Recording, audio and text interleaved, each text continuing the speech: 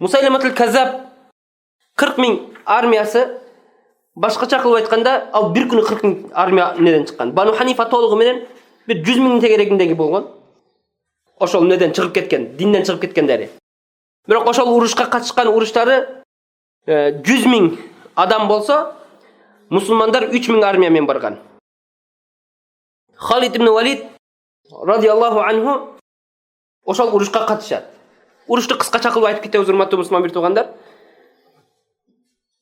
Бул урушта мусулмандардын башына да өтө бир катуу күн болгондугу жана ошондой эле Бану Ханифа ошол Хадикатул Маут деген бир бакча, бир чоң бакча, аны Хадикатул Маут деп атап калышкан. Эмне үчүн Хадикатул Маут деп аталып калган десе, ал жерде өтө көп өлүктөр болгондугу үчүн. Капырлардан бир риваятта 20 000 адам өлгөн дейт. Ал эми бир риваятта 40 000 адам өлгөн дейт. Бир риваятта ошол 10 000 деген дейт. Биз орточосуну алганда капырлардан ошол күнү Мусайлиматул Каззабтын армиясынан Мусайлиматул Каззабта ошол күнү өзү өлөт.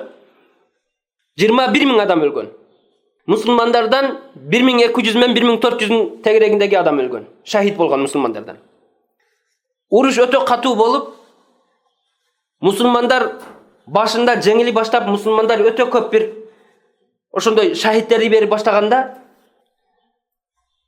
Халид ибн Валид келип, ар бир кавымды, ар бир урук туугандарды бөлүп, кайсыл жак ошо алсыз экен, кайсыл жактан ошондой жеңилиш келип аткандыгын билиш үчүн Халид ибн Валид өзүнүн тактикалары менен ар бир кавымды мухажирлерди мухажирлер менен кылды, ансарларды ансарлар менен кылды.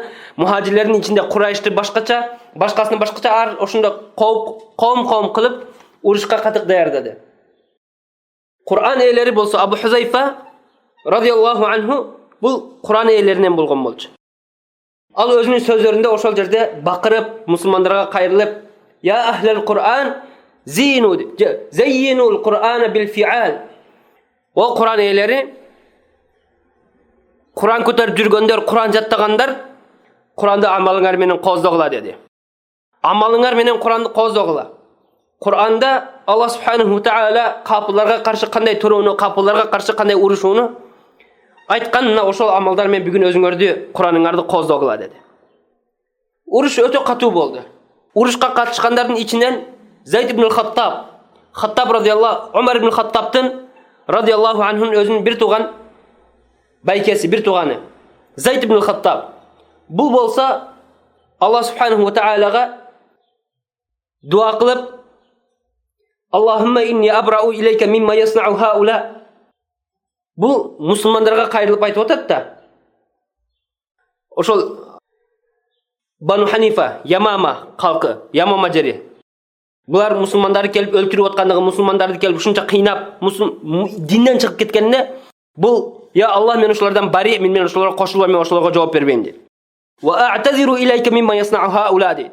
Жана мусулмандардын кылып аткан иштеринен мен үзүр сурайм дейт. Мусулмандар алсыз болуп, мусулмандар өздөрүнө ушундай бир алсыз кезинде капырлар бүт жактан келип басырып атканына мен мусулмандардын кылып аткан ишинен мен "Я Рабби, сенен үзүр сурайм" дейт.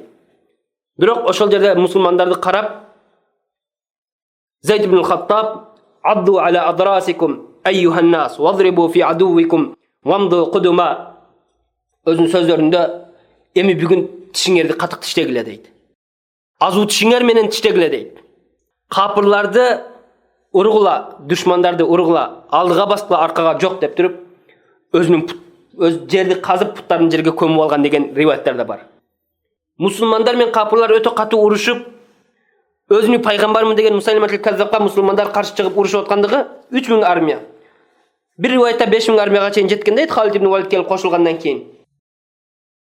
Мусайлиматул Каззаб мусулмандардын катуу тургандыгыны, мусулмандар өтө бир инсан сыпаттай албай турган сабырдуулукта туруп, сабыр кылышкандыгы үчүн Аллах субханаху тааля аларга ушундай жардам берип, капырлар качы баштады. Капырлар качы баштап, ошол өздөрүн Ямама жакка качы башташты.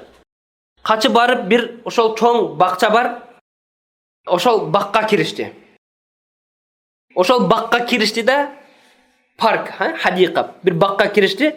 Al baktın tegerege aylanası tolluğu menen büyük duvallar menen kurçalып turgan bolчу. Büyük duval. Darvazalары бар. Musaylamatul Kazzab özünün armiyası men tolluk oşolun içine kirip ketet da eşiklerdi jabat. Al эми musulmanlar kantip kiriş gerek? Musulmanlar uruşup atat, kapıların kaçkandık şanstan faydalanıp musulmanlar kapılarda urup jogotуш gerek. Musaylamatul Kazzab'ı öldürüş gerek. Al özünü paygambarmın dep çıkkandığı üçün oşol jerde musulmanlardan bolgon Peygamber sallallahu aleyhi ve sellem tarbiyasını körgön, Peygamber sallallahu aleyhi ve sellem menen beşte bir bolunu kalagan Bara ibn Malik radıyallahu anhu. Bu Anas ibn Malik radıyallahu anhu'nun bir tuğanı bolat. Bara ibn Malik özü arık bolat. Özümde güçlü emez, kaçok emez. Birok imanı en güçlü sahabalardan biri. Bara ibn Malik radıyallahu anhu meni oşo katapult menen atkıla deydi içker. Oşol duvaldın üstünden sekirip kirip oşol dede eşte açayın degen sunuştu taşlaydı. Musulmanların başka ailesi çok bolçu. Oşol Bara ibn Malik'ti. Oşol sahabini musulmanlar duvaldın üstünden taşışadı. Bu duvaldın üstünden kelip eşikin aldına düşüp eşikin aldıda kapılarмен uruşup kapılardan kança onu öldürüp darvazanı açadı. Darvazanı açkandan keyin musulmanlar darvazanın ar jagынан kirip kapılarda öldürüp başlaydı. Oşol baktın içine kirişedi. Al bak bugünkü günü hadikatul maut bolup atalып kalkan. Oşol baktın içinde öte katı uruş bolup da musulmanlardan şahitler, kapılardan ölüktör ar jaktan ölü başladı. Bara ibn Malik oşonço kapırдын алдында öz жалгыз туруp darvazаны açkangacha şahit bolgon emes. Bul keyin aldaydan keyin şahit bolat. Bara ibn Malik kança kılıç, kança jaa izi denesi var bolçu. İslam üçün, din üçün özünü oşondoy tutup bergendigi üçün. Kana bugün emi Bara ibn Malik'tey adamlar, kana bugün Abu Bakr radıyallahu anhu'day başçılar, kana bugün Halid ibn Walid'day askari amirler özünü paygambarmın dep çıkkan adamlarga karşı çıkıp alar uruşkan. Özünü Kudaymın dep çıkkanlarga emes. Bugün özünü başçı, İslam, Musulman başçısı, musulmanların başçısımın dep özünü aytıp atkan. Ar sözünde Kudaydan korkam, Kuday körüp turat dep aytkan, özünü Kudaymın dep çıkkan adamga karşı ne kanday çara körüp atat. Musulman adam Rabbim Allah dep tursa, oşon janda dagı jok men sen Rabbingmin dep çıkkan adamga emnege çara körбейт deyim. Özünü men Kudaymın dep çıkkan adam. Bugünkü günü bizim günümüzde oşol adamlar bar ko. Emnege musulman başçıları, musulman өлkөн başçıları oşolorgo çara körüşpейт. Halid ibn Walid, Abu Bakr radıyallahu anhu, Abu Bakr radıyallahu anhu özünü paygambarmın dep çıkkan adamlarga karşı şunça armiya jönöttü. Oşonço uruş 1400 musulman adam şahit boldu. Şahit bolgondордун içinden en köpü Kur'an eli bolçu. Kur'an jattagan, Kur'anga amal kılgan, Kur'anların ayatını düşünüp oşo Kur'an men jaşagan adamlar bolçu. Al эми kapılardan 21.000 adam ölöt. Oşol hadikatul maut'ta. Bara ibn Malik radıyallahu anhu oşol eşikti açkandan keyin musulmanlar ar jaktan kirip kapılarda öldürüp başlaydı. Kapılar ar jaktan ölüm öte koyup başlaganda kapılar kaçat. Musaylamatul Kazzab özü kaçıp oşo baktın en akırına barat da oşol jerde bir duvalın tüyüne titirep ozordan şilekey çıkıp süyley alбай oşol jerde jaşınıp turgan jerinde Vahşi Hamza radıyallahu anhu'nu Uhud soğuşunda öldürgen Vahşi oşol jerge barıp turup Musaylamatul Kazzab'tı men Allah'ın elçisine vada bergenmin. Men murda jahiliyatda İslamga çeyin kılgan günömdü emi bugün jumamın. Muna uşul maga bolgon mümkünçülük dep turup Musaylamatul Kazzab'tı urup oşol jerde aldı öldüröt. Vahşi. Musaylamatul Kazzab ölöt. Musulmandarda Allah subhanahu wa ta'ala jengişke jetkiret. Halid ibn Walid ölbey kalgan kapılarga İslamga kirүүnü sunuştap İslamga kirdiledey.